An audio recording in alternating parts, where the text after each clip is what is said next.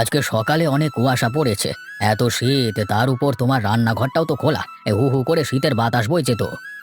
তোমাকে কতদিন বলেছি রান্নাঘরে একটা চাল লাগিয়ে দাও আর চারপাশে একটু বেড়াও দিয়ে দিতে বলেছিলাম। আমার কথা তো আর তোমার কানে যায় না, তাই না? কি করব বলো?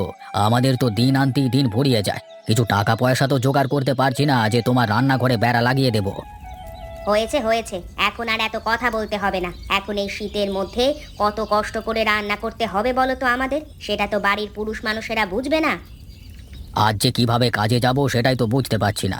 এত কুয়াশার মাঝে কোনো কাজ পাবো কিনা তাও তো জানি না। পাশের বাড়ির বৌদি বলেছিল ওদের বাসায় নাকি কিছু কাজ আছে। তুমি সেখানে গিয়ে তো দেখতে পারো, যদি কোনো একটা কাজের সন্ধান করতে পারো তাহলে তো বেশ ভালো হয় গো। হ্যাঁ, তুমি একদম ঠিক বলেছ। আচ্ছা, আমি গিয়ে দেখবো ওখানে কোনো কাজ পাওয়া যায় কিনা। এখন শীতের যা অবস্থা, তাতে তো প্রচুর ঠান্ডা লেগে যাচ্ছে। তুমি তাহলে হাত মুখ ধুয়ে নাও, আমি কিছু খাবার রান্না করে নিয়ে আসছি তোমার জন্য। খেয়ে তুমি কাজে যাও, দেখো কোনো কাজ জোগাড় করতে পারো কিনা। আর যদি কিছু কাজ পাও তাহলে এই টাকা দিয়ে রান্নাঘরে বেড়ার একটা ব্যবস্থা করে দিও। শীতে তো অনেক কষ্ট হচ্ছে, তার সাথে বাড়িটাকেও একটু মেরামত করতে পারো কিনা দেখো। বাঁশের ফাঁকা জায়গা দিয়ে শুধু শীতের ঠান্ডা বাতাস ঢোকে, আর ভালো লাগে না। ঠিক আছে, দেখি। খাবার খেয়ে আমি কাজে বের হব। কপালে আজকে কোনো কিছু পাওয়া যায় কিনা দেখি। কি গো সুমনা, তুমি এখানে কচু শাক তুলছো? তা তোমাদের বাড়িতে বুঝি আজও কোনো বাজার করা হয়নি? আমাদের অবস্থা তো জানোই, কি আর করব, এদিকে আবার কাজও খুঁজে পাওয়া যায় না। যে কোনো একটা কাজ যদি পাওয়া যেত সেটা করেই তা দিয়ে বাজার সদাই করা যেত। এভাবে আমাদের কষ্ট হয়ে যাচ্ছে, ঠিকমতো খাবার জোগাড় করতে না পারলে শরীর তো আর টিকবে না। হ্যাঁ, ঠিকই বলেছ। এখন আশেপাশে কারো বাড়িতে কাজ খুঁজে পাওয়া যায় না। তা তুমি যদি পারো তাহলে আমাদের বাড়িতে এসো, কিছু কাজ আছে, তুমি এসে করে দিয়ে যেতে পারো। তার বিনিময়ে আমি তোমাকে কিছু টাকা দিতে পারবো। তা রিঙ্কুর বাবার সাথে আমি কথা বলে দেখি। সে তো আবার কারো বাড়িতে আমাকে কাজ করতে দেয় না, শুধু বলে তুমি ঘরের কাজ করো, ঘরের কাজে দেখাশোনা করো। আচ্ছা, তুমি বলে দেখো, তাকে বুঝিয়ে বলো যে তোমাদের তো এখন অনেক কষ্টে দিন যাচ্ছে, এর মধ্যে আবার এত শীত, তোমাদের বাড়ির অবস্থাও তো খুব একটা ভালো না। কিছু টাকা পয়সা দিয়ে বাড়িটা ঠিকঠাক করে নিও। শীতকালে তো অনেক ঠান্ডা পড়ে, তোমাদের সবার জ্বর ঠান্ডা সর্দি কাশি লেগে যাবে। বাড়িটা যদি ঠিক না করো তাহলে তো তোমাদের কষ্ট আরও বাড়বে। হ্যাঁ, ঠিকই বলেছো। আজকেই আমি গিয়ে তাকে বলে দেখি তোমাদের বাড়িতে কাজ করতে পারে কিনা। মা মা, আমার না অনেক ক্ষুধা লেগেছে। আর জানো, ওই যে পাশের বাড়ির ছোটনকে দেখলাম, সে অনেক সুন্দর একটা খেলনা কিনেছে। মা, আমাকে এমন একটা খেলনা কিনে দেবে? তোর বাবাকে আজ আসলে বলে রাখবো, দেখি তোর বাবা কিছু করতে পারে কিনা, খেলনা কিনে আনতে পারবে কিনা দেখা যাবে। আর এখন বাড়ি চল, তোর না বললি ক্ষুধা লেগেছে, দেখি বাড়িতে কি আছে তোর জন্য, কিছু রান্না করে দেই। হ্যাঁ মা, বাবাকে বলবে কিন্তু আমাকে এমন একটা খেলনা কিনে দিতে। ও যা সুন্দর না।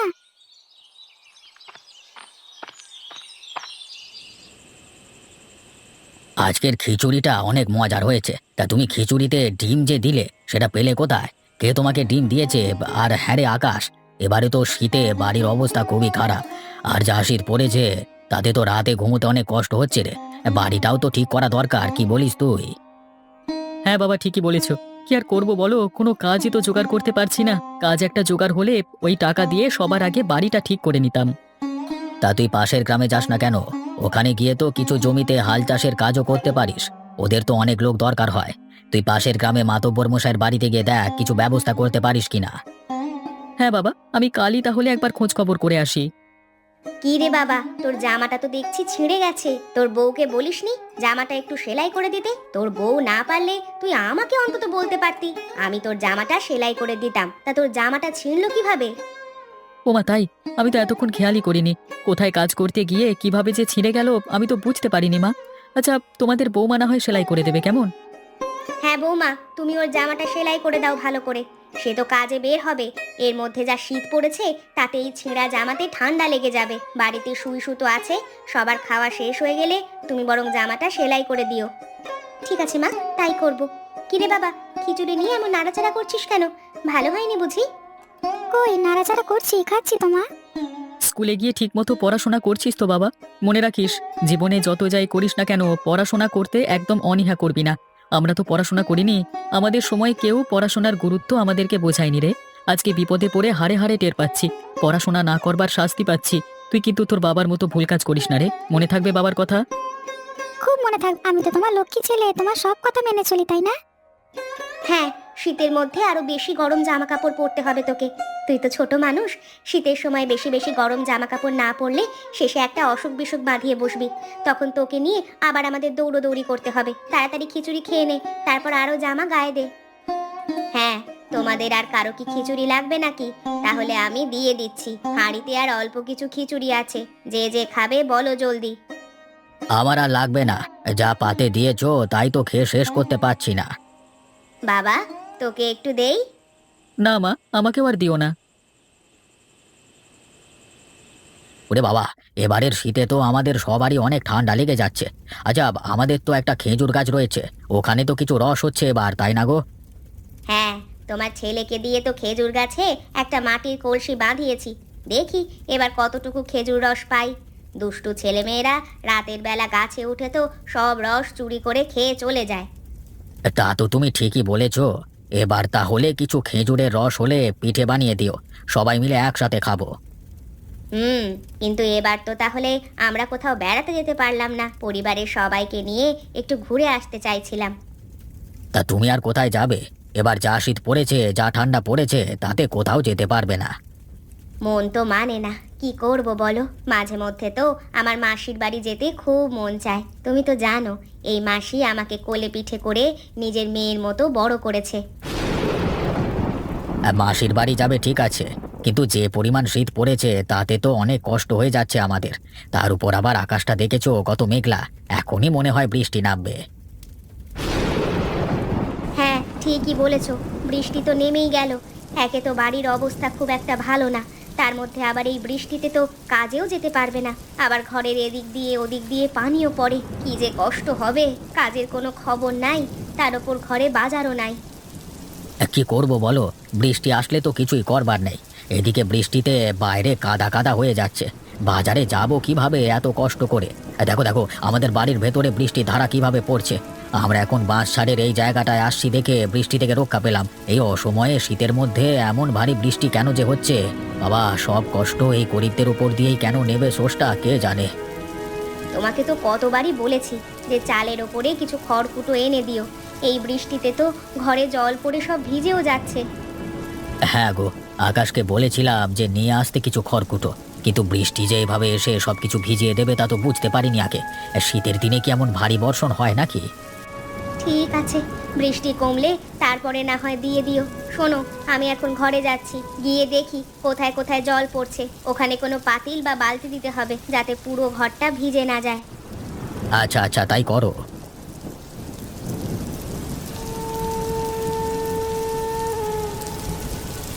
ইস, এত বৃষ্টি, আজকে তো কোনো কাজেও যেতে পারলাম না। আর বাড়িতে তো কোনো বাজারও নেই। বাবারে বাবা, আজকে তো কিছু কেনাকাটা করবার দরকার ছিল, তা না হলে রাতে সবাই কি খাবো? কেন সব সমস্যা শুধু গরিবদের সাথেই হয়? আর কত সহ্য করা যায়? হ্যাঁ বাবা, তুই তো ঠিকই বলেছিস, তা তো দরকারই ছিল। তার উপর এত বৃষ্টিতে তো বাইরে রাস্তাঘাটের অবস্থা অনেক করুণ হয়ে গেছে।